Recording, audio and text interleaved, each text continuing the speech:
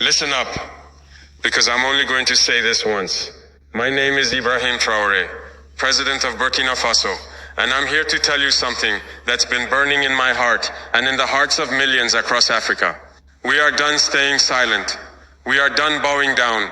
We are done letting foreign powers treat our continent like their playground. A few days ago, a message came out.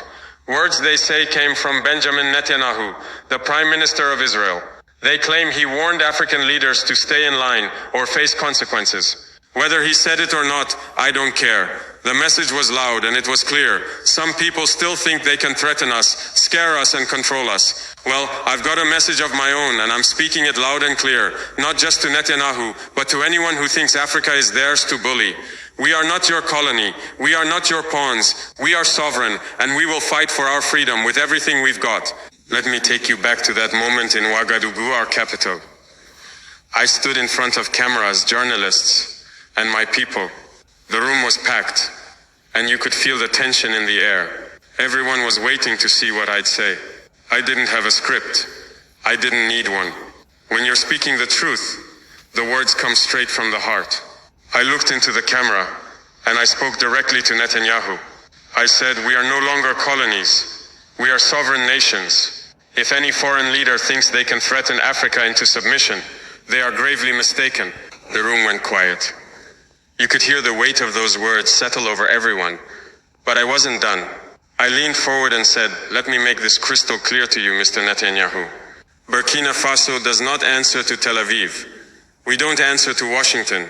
We don't answer to any force that thinks it can buy us or bomb us into doing what they want. I meant every word. This wasn't just about Israel. This was about every nation that's ever tried to control Africa, exploit our resources or silence our people. I ended with a warning.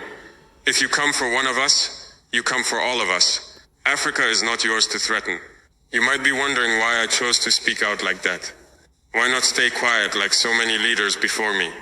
Why not send a polite letter or make a phone call behind closed doors? Because that's not who I am. That's not what Burkina Faso stands for anymore. And that's not what Africa needs. For too long, our continent has been treated like a place where powerful countries can do whatever they want. They've taken our gold, our diamonds, our oil. They've drawn lines on our maps, split our people apart, and told us how to live. Even after we fought for independence, they kept meddling, using money, threats, or soldiers to keep us in line. I'm done with that. My people are done with that. Africa is done with that. When I heard about Netanyahu's so-called warning, it wasn't just an insult to me or Burkina Faso. It was an insult to every African who's ever dreamed of a free, proud, and united continent. I couldn't stay silent. Silence is what they expect from us. They expect us to be afraid, to bow our heads, to say yes, sir.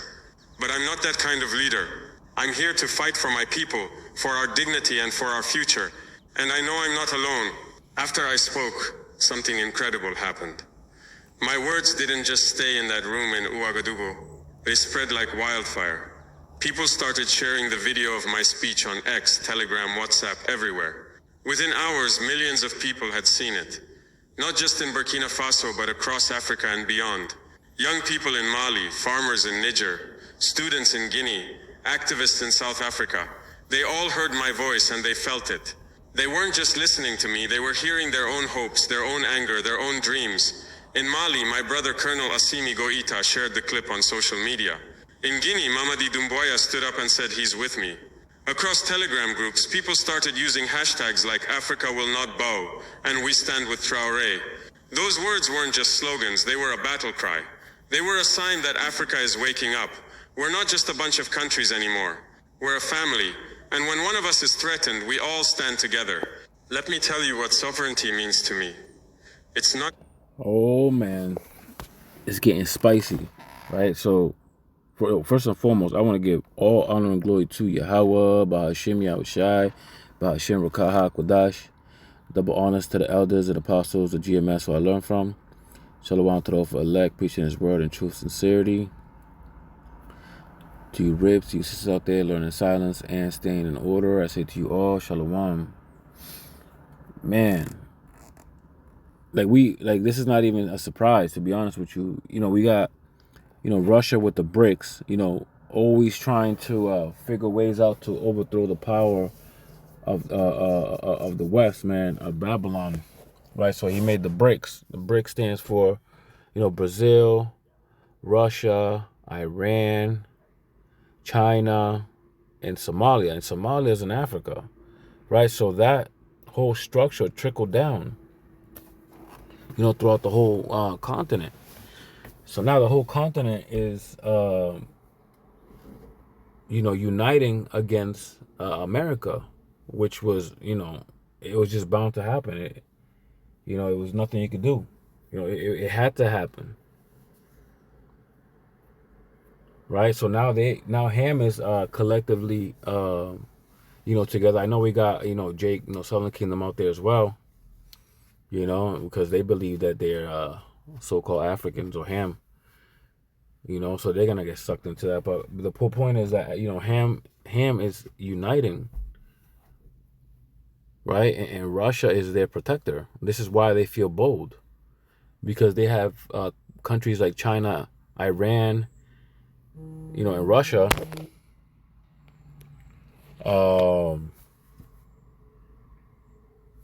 backing them, right? This is Joel 3:10. Beat your plowshares into swords and your pruning hooks into spears. Let the weak say, I am strong. Right? That's just basic. Plowshares is an instrument, a tool, right, of farming, of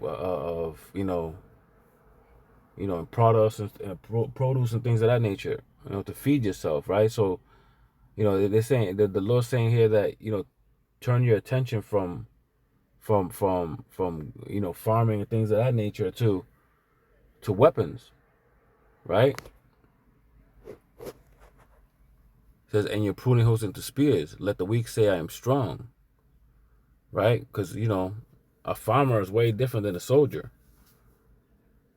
right? So the Lord is raising up these nations to go against the whore. This is prophecy unraveling before our eyes. Verse 11, assemble yourselves and come all ye heathen and gather yourselves together round about. Thither cause thy mighty ones to come down, O Yahweh Ba'ashem Yahushai. Right? This is happening. Right? At the end, they're going to raise up against the Lord. But right now they're raising up against, Esau, Edom.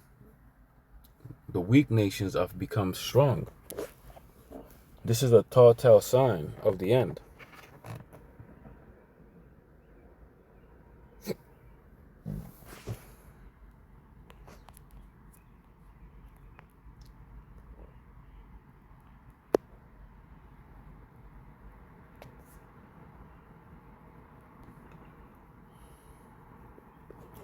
Right, this is Isaiah 14:9.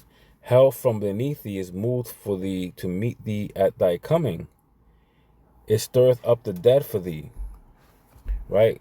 Death welcomes Esau, Edom, over here in Babylon. This is what's waiting for him. Death, destruction. Right?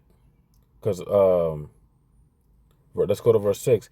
He who smote the people with wrath, with a continual stroke, he that ruleth the nations in anger is persecuted, and none hindereth. Right? This man is going to get persecuted and beat to hell, and nobody's going to stop it from happening, because everybody hates this person, right? Obadiah 1 talks about that he is despised among the heathen. All the heathen hate Esau, Edom.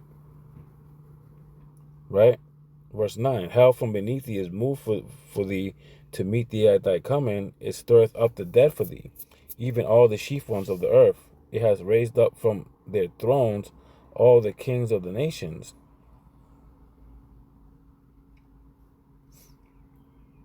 Right? And it goes into the fall. Right? When you read down to these verses.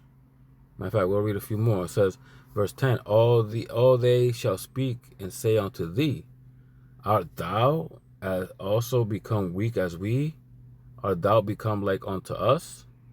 Right? So the power structure of Esau, Edom, Babylon, aka America, will be brought low, as lower than the third world country. No power, no influence, nothing. It will be brought to naught. It'll be flattened, right? But Esau as a whole will have no power either. It says, thy pomp is brought down to the grave, and thy noise of thy vows, the worm is spread under thee, and the worms cover thee. Right? That's how low you're going to be. You're going to be so low that you're going to be covered in worms, hypothetically speaking. Right? And literally, because, you're going to suffer death, right? Over and over again.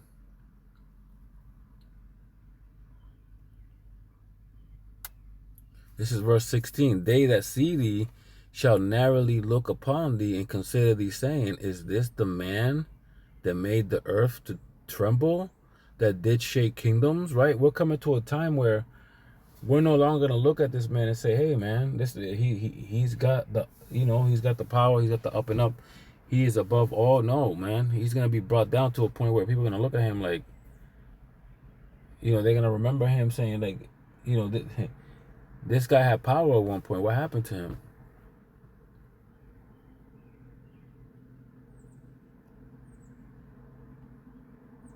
Verse 17, that made the world as a wilderness and destroyed the cities thereof, that opened not the house of his prisoners, right? Because America has the most prisoners than anywhere in the country combined, right? And it's mostly Jake.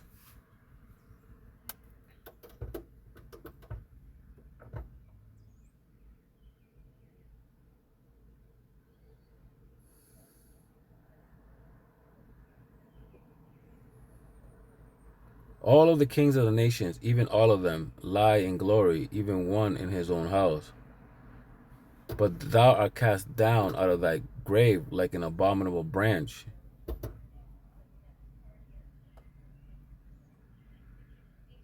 And as the remnant of those that are slain, thrust through with a sword, that go down to the stones of the pit, are as a carcass trodden under feet. Right, that's what's coming for Esau, Edom, man. Destruction.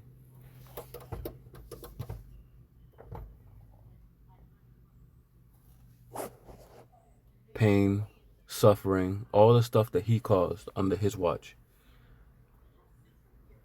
Right, the scriptures say you reap what you sow. And that's exactly what's coming for him. Call hello, Yahweh Ba'ashim Yahushai, Ba'ashim Rukaha Kodash. I pray this lesson was edifying. I want to give all honor and glory to Yahweh Ba'ashim Yahushai, Ba'ashim Rukaha Kodash. Double honors to the elders and apostles of GMS who I learned from. Shalom to the hopeful elect, preaching his word in truth and sincerity, to you ribs, and to you sisters out there learning in silence and staying in order. I say to you all, Shalom.